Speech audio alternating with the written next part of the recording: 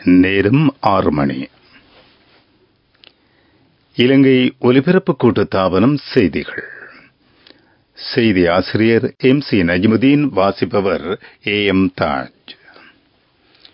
மகாவலி அதிகார சபைக்கு சொந்தமான காணிகளில் சட்டவிரோத செயற்பாடுகளுக்கு இடமளிக்கப்பட மாட்டாதென அரசாங்கம் தெரிவிப்பு. புலனறுவை மாவட்டத்தில் மேலும் 6000 பேருக்கு சின்னக்கர உறுதிப்பத்திரம் வழங்க ஏற்பாடு. இலங்கைக்கும் சீனாவுக்கும் இடையிலான புரிந்துணர்வு உடன்படிக்கையை விரைவுபடுத்த நடவடிக்கை.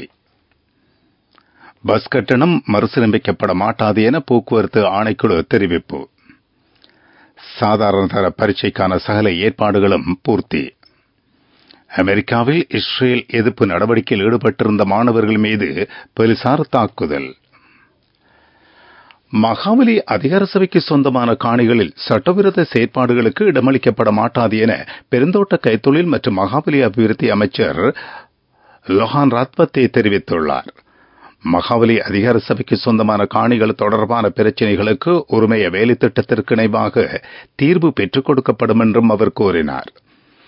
ஜனாதிபதி ஊடக மையத்தில் இன்று நடைபெற்ற ஊடகவியலாளர் சந்திப்பிலேயே ராஜாங்க அமைச்சர் இந்த விடயத்தை தெரிவித்துள்ளார். நவீன விவசாய பொறிமுறைகளுடன் கூடிய அடித்தளத்தை இடுவதன் மூலம் நாட்டை தன்னிறைவு அடைய செய்ய முடியும் என்றும் அவர் நம்பிக்கை வெளியிட்டுள்ளார். ஜனாதிபதி ரணில் விக்ரமசிங்கவின் எண்ணக்கருவுக்கு அமைவாக மேற்கொள்ளப்படும் உரிமைய வேலை திட்டம் முக்கிய திட்டமாகும். இதன் கீழ் சுமார் 25,000 காணி உறுதிகளை வழங்க பணிகள் பூர்த்தி செய்யப்பட்டுள்ளன. புலனறுவை மாவட்டத்தில் மேலும் 6000 பேருக்கு இந்த வார இறுதியில் காணியுறுதிகள் வழங்கப்படும் என்று ராஜாங்க அமைச்சர் லொஹான் ராத்பத்தே மேலும் தெரிவித்துள்ளார். இலங்கை வரலாற்றில் முதல் தடவையாக ஜனாதிபதி ரணில் விக்ரமசிங்கவினால் 5 சிரேஷ்ட அறிவுறுத்தல் சட்டத்தரணி பதவி வழங்கப்பட்டுள்ளது. கலாநிதி JM Swaminathan, DM Swaminathan, GG அருள் பிரகாசம், HRA DB Gunathilaka, SNM Gunawardena ஆகியோருக்கு இந்த பதவி வழங்கப்பட்டுள்ளது. 2023 ஆண்டின் 26 இலக்க சட்டத்தின் பிரகாரம் ஜனாதிபதி இந்த பதவியினை வழங்கியுள்ளார். டீசலின் விலை குறைக்கப்பட்டுள்ள போதும் பஸ் கட்டணம் மறுசீரமைக்கப்படாது என்று தேசிய போக்குவரத்து ஆணைக்குழுவின் தலைவர் சசி வெல்கம தெரிவித்துள்ளார். கடந்த ஜனவரி மற்றும் பிப்ரவரி மாதங்களில் வெள்ளை டீசல் லீட்டர் ஒன்றின் விலை 34 ரூபாவினால் அதிகரிக்கப்பட்டது. எனினும் விலை சூத்திரத்துக்கு அமைவாக பஸ் கட்டணம் அதிகரிக்கப்படவில்லை என்றும் அவர் கூறினார். இதேவேளை எரிபொருள் விலை குறைக்கப்பட்டுள்ள போதும் பஸ் கட்டணத்தை மறுசீரமைக்க முடியாது என்று இலங்கை தனியார் பஸ் உரிமையாளர் சங்கத்தின் தலைவர் கெமனு விஜயரத்ன தெரிவித்துள்ளார்.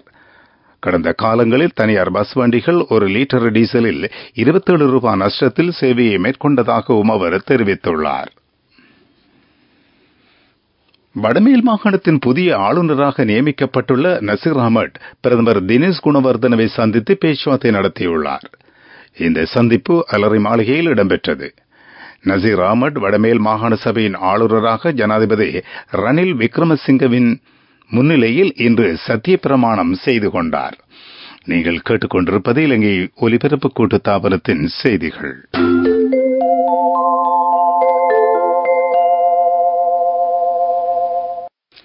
இலங்கைக்கான சீன தூதுவர் சீசன் ஹாங் பிரதமர் தினேஷ் குணவர்தனவை சந்தித்து பேச்சுவார்த்தை நடத்தியுள்ளார். அலரி மாளிகையில் இந்த சந்திப்பு இடம்பெற்றது. பிரதமரின் சீன விஜயத்தின் போது இரு நாடுகளுக்கும் இடையில் செய்து கொள்ளப்பட்ட புரிந்துணர்வு உடன்படிக்கையில் குறிப்பிடப்பட்ட விடயங்களை விரைவில் நடைமுறைப்படுத்துவது பற்றி இன்றைய சந்திப்பின் போது கவனம் செலுத்தப்பட்டது. புரிந்துணர்வு உடன்படிக்கையினை அமல்படுத்துவதன் மூலம் இரு நாடுகளுக்கும் இடையிலான நட்புறவு மற்றும் பொருளாதார ஒத்துழைப்பை மேம்படுத்த முடியும் என்றும் பிரதமர் இதன்போது தெரிவித்துள்ளார். கல்வி பொதுத் தராதர பத்திர சாதாரண தர பரீட்சைக்கு தோற்றும் மாணவர்கள் பரீட்சை திணைக்களம் வெளியிடும் கால அட்டவணையின் பிரகாரம் நடவடிக்கை மேற்கொள்வது அவசியம் என்று பரீட்சைகள் ஆணையாளர் நாயகம் அமித் ஜெயசுந்தர் தெரிவித்துள்ளார். கடந்த காலங்களில் சமூக ஊடகங்களில் வெளியான பிழையான கால அட்டவணைக்கு ஏற்ப செயற்பட்டதனால் பரீட்சார்த்திகள் பிரச்சினைகளை எதிர்கொண்டதாகவும் அவர் கூறினார். எதிர்வரும் திங்கட்கிழமை ஆரம்பமாக உள்ள கல்வி பொது தராதர பத்திர சாதாரண தர பரீட்சைக்கான சகல ஏற்பாடுகளும் பூர்த்தியாகியுள்ளன. பரீட்சார்த்திகள் அடையாள அட்டையினை கொண்டு செல்ல வேண்டும். அடையாள அட்டை இல்லாத பாடசாலை பரீட்சார்த்திகள் தமது 2 புகைப்படங்களை அதிபர் மற்றும் கல்வி வலய பணிப்பாளரின் சான்றிதழுடன் முன்வைக்க வேண்டும். தனியார் பரீட்சார்த்திகள் தமது 2 புகைப்படங்களை கிராம உத்தியோகத்தர் மற்றும் பிரதேச செயலாளரின் சான்றுபடுத்தலுடன் முன்வைக்க வேண்டும் என்றும் பரீட்சை ஆணையாளர் நாயகம் தெரிவித்துள்ளார். பரீட்சை ஆரம்பமாவதற்கு அரை மணி நேரத்துக்கு முன்னர் பரீட்சை மண்டபத்துக்குள் பிரவேசிக்க வேண்டும் என்றும் அவர் கேட்டுள்ளார். பிரதான செய்தி வழங்குவோர் ஒவ்வொரு வீட்டிலும் இருக்க வேண்டிய வீட்டு வைத்தியர் சித்தாலேப.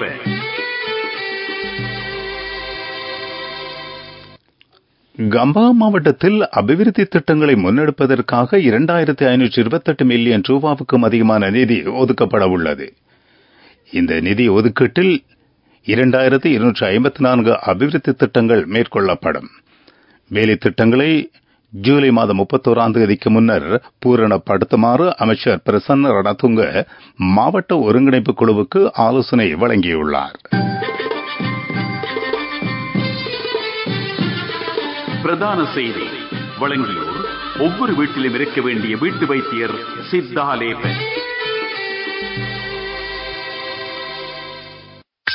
உங்கள் கவனத்திற்கு நாட்டின் பல்வேறு பகுதிகளில் நிலவும் கடுமையான உஷ்ணம் எதிர்வரும் 2 வாரங்களுக்கு நீடிக்கும் என்று வளிமண்டலவியல் திணைக்களம் எதிர்ப்பு கூறியுள்ளது.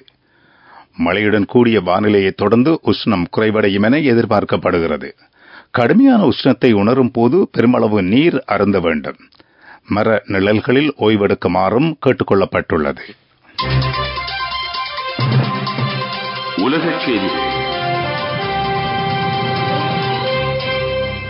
அமெரிக்காவின் கலிபோர்னியா பல்கலைக்கழகத்தில் எதிர்ப்பு நடவடிக்கையில் ஈடுபட்டிருந்த மாணவர்கள் மீது போலீசார் தாக்குதல் மேற்கொண்டுள்ளனர். பல்கலைக்கழக வளாகத்துக்குள் நுழைந்த கலகம் அடக்கும் போலீசார் மாணவர்கள் மீது தாக்குதல் நடத்தியதுடன் கூடாரங்களையும் சேதப்படுத்தியுள்ளனர். இதனை அடுத்து போலீசாருக்கும் மாணவர்களுக்கும் இடையில் முறுகல் ஏற்பட்டது. இஸ்ரேல் காசாவில் மேற்கொள்ளும் தாக்குதலுக்கு எதிர்ப்பு தெரிவித்து அமெரிக்காவில் உள்ள பிரதான பல்கலைக்கழகங்களில் ஆர்ப்பாட்டம் நடத்தப்படுகிறது. இந்த எதிர்ப்பில் ஈடுபட்டுள்ள மாணவர்கள் அமெரிக்க அரசாங்கத்துக்கு எதிராக குற்றச்சாட்டுகளை முன்வைத்து வருகின்றனர். அபிவிருத்தி செய்திகள்.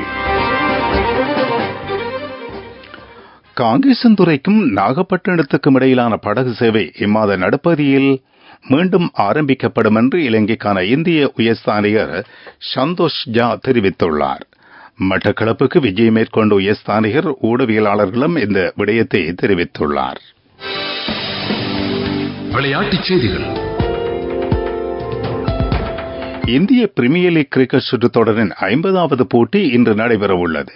சன்ரைசர்ஸ் ஹைதராபாத் மற்றும் ராஜஸ்தான் ராயல்ஸ் அணிகள் மோதவுள்ளன. ஹைதராபாத் மைதானத்தில் இலங்கை நேரப்படி இரவு 7:30 போட்டி ஆரம்பமாகும்.